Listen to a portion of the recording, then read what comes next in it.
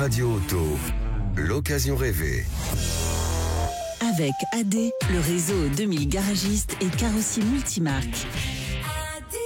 Chaque samedi matin, Sud Radio et ses partenaires de Mobility TV essayent pour vous un véhicule sur le marché de l'occasion. Un marché d'ailleurs qui est quand même une des révélations des dernières années. Aujourd'hui, on va essayer la Seat Ibiza sur le marché de l'occasion avec nos 3 spécialistes. Vaut-elle le coup? Ils nous le diront, mais avant ça, on retrouve notre premier invité, Vincent Ancard. Bonjour à vous.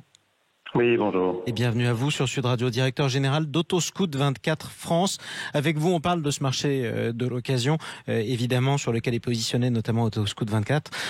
Comment évoluent les prix, notamment depuis cet été? On a parlé d'une légère morosité cet été du marché de l'occasion. Est-ce que les prix s'en sont ressentis? Alors, les prix ont certainement terriblement évolué depuis le milieu de 2021, puisque les prix ont fortement augmenté. On parle quand même de 15 à 20% d'augmentation. Alors on avait un peu espéré en début d'année que ces prix allaient, je dirais un peu s'atténuer, un peu redescendre, avec un ralentissement en fait des immatriculations. Et en fait, malheureusement, c'est pas le cas. Donc les consommateurs sont face à un marché qui est encore extrêmement cher. Ça coûte cher. Comment ça s'explique? C'est un problème d'offre? C'est un problème de demande? Oui, c'est vraiment le déséquilibre entre la demande et l'offre. La demande reste élevée malgré le fait qu'on y ait finalement moins de transactions, mais l'offre est en nette chute par rapport à l'année passée. On est entre 20 à 25% d'offres en moins sur le marché. Donc il n'y a pas assez de véhicules d'occasion sur le marché pour satisfaire tout le monde. Du coup, les prix augmentent. Quelles sont les motorisations les plus demandées? Alors, de toute façon assez étonnante, le diesel reste quand même le roi de l'occasion, puisque on est quand même à 53% de part de marché pour le carburant diesel. L'essence vient à peu près à 40%, et puis le reste se partage entre les hybrides et les électriques. Les électriques restent quand même relativement confidentiels à 1,3% à peu près.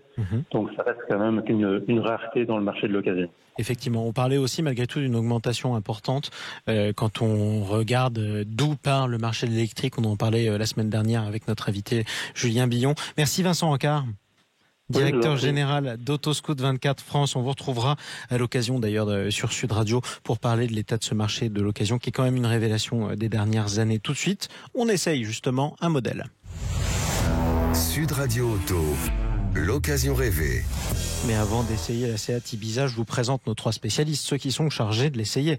Thierry Combabessou, bonjour à vous. Bonjour. Responsable du développement de VP Auto. Nous sommes également avec Jean-Christophe Lefebvre, bonjour à vous. Bonjour à vous. Journaliste à Flotte Automobile. Et puis Berislav Kovacevic en duplex sur Sud Radio, bonjour à vous. Bonjour. Consultant Mobility TV. Toujours la même question pour commencer quand on parle de l'occasion et qu'on parle d'un modèle qui est connu, archi connu, qui a bercé même mon enfance. Les Seat Ibiza, on parle de quelle génération, Berislav? Bien, on parle de 5 générations. L'histoire commence en 1985. Ça nous rajeunit pas avec 37 ans d'activité. La dernière génération, elle, est de 2017. Alors c'est depuis longtemps la cousine de la Polo de chez Volkswagen, voire de l'Audi A1. Elle est plus grande qu'une Polo, elle est sûrement aussi bien finie, bien équipée, un bon coffre, pas forcément plus habitable. C'est un best-seller pour la marque, c'est clairement la meilleure vente en France. Oui, c'est un modèle phare pour Seat. Sur le marché de l'occasion, on va trouver quel type, on va trouver quelle génération précisément sur le marché de l'occasion, Thierry Combabessou? On va plutôt parler de la 4e et de la 5e génération, qui sont les versions qu'on trouve le plus dans le marché de l'occasion. Voilà.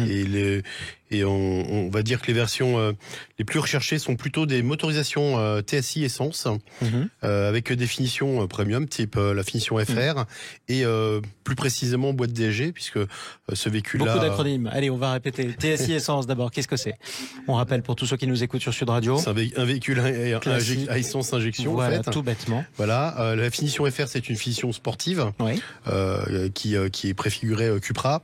Et la boîte DSG, c'est la boîte de vitesse vitesse double embrayage, avec qui est commune à tous les véhicules du groupe Volkswagen. Voilà. Exactement, et ça c'est important de le préciser. On disait que c'est un modèle qui a bercé plusieurs enfances, mais enfin le modèle a énormément changé aussi, Thierry Combabessou. Moi je l'ai connu dans ma jeunesse, notamment celle qui était avec les systèmes qui étaient mis en avant par le réseau à l'époque, le fameux système Porsche. En définitive, je crois qu'il y avait juste le système d'injection qui était développé par Porsche et vaguement les étriers de frein. Enfin, c'était, on était sur un véhicule qui marchait très fort, hein, et qui était sympa, bon, un peu carré. Le design était quand même assez des années 80, on va dire. Voilà. Exactement, tout a bien changé. C'est en diesel que ça a beaucoup marché en diesel, parce que c'était un petit diesel abordable par rapport à la concurrence et qui envoyait bien, hein, même s'il faisait du bruit.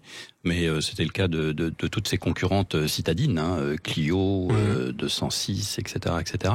Donc il y a eu toute cette génération-là, et puis petit à petit, le 3 cylindres essence dont on parlait précédemment, là, qui fait 95 chevaux, maintenant il en fait 90, turbo essence 3 cylindres, avec une boîte auto ou sans boîte auto, DSG, a pris le dessus parce que c'est un accès pas cher en neuf et par conséquent en essence, en occasion. Évidemment. Et c'est pareil, ça c'est bien réglé.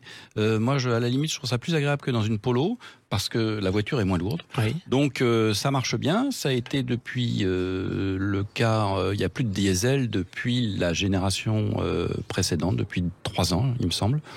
Et à juste titre, et ça marche bien. On parle de quelle gamme de prix d'ailleurs? Vous l'avez dit, c'est pas très cher pour commencer sur l'occasion. Berislav Kovacevic. On a des prix évidemment ultra abordables pour les premières générations qu'on a évoquées. Pour des jeunes ayant leur permis de conduire, on peut trouver des vieilles Ibiza encore fringantes entre 1000 et 5000 euros. Si on se rapproche des 2 derniers modèles qui sont arrivés à partir de 2008, là on va plutôt de 5000 à 25 000, mais vraiment un cœur de fourchette entre 8 et 17. Vraiment une bonne citadine polyvalente. Le seul défaut qu'elle a, c'est celui qu'elle partage avec les Volkswagen, malheureusement. Pas mal de soucis de fiabilité électrique et mécanique. Ah, quel type de soucis ça se rencontre? Quel type de soucis rencontrent les utilisateurs? La liste est longue.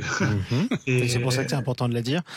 Quand je parle de fiabilité mécanique, on a des pompes d'injection, on a des lève-vitres, on a on a beaucoup d'éléments qui agacent les propriétaires, qui font confiance au blason Volkswagen et qui, sur des petits détails agaçants, sont un petit peu tristes. Sinon, le produit est vraiment très réussi. Oui, je précise par exemple que pour la fameuse boîte DSG, donc à double embrayage, qui est dite à carter sec, c'est-à-dire sans huile, qui était bien parce que légère et faisant baisser la consommation, il y a eu beaucoup de soucis sur cette boîte qui sont aujourd'hui réglés.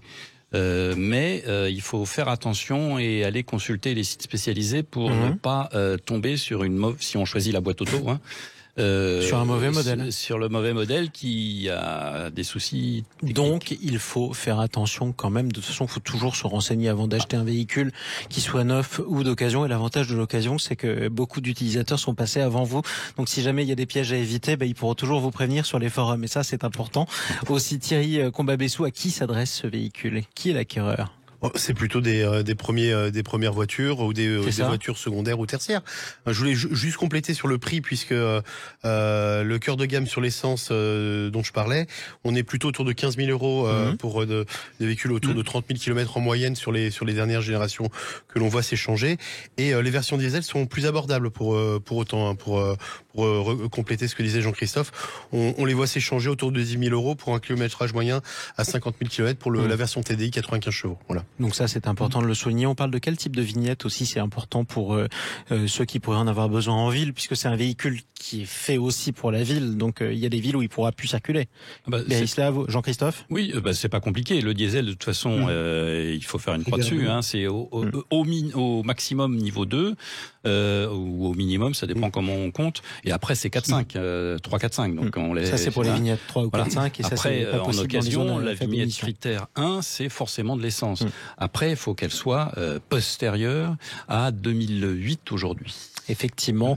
Et donc, ça réduit d'autant le choix. Merci à tous les trois pour cet essai. Merci. Sur Sud Radio. Thierry Combabessou, Jean-Christophe Lefebvre, Berislav Kovacevic. On vous retrouve samedi prochain.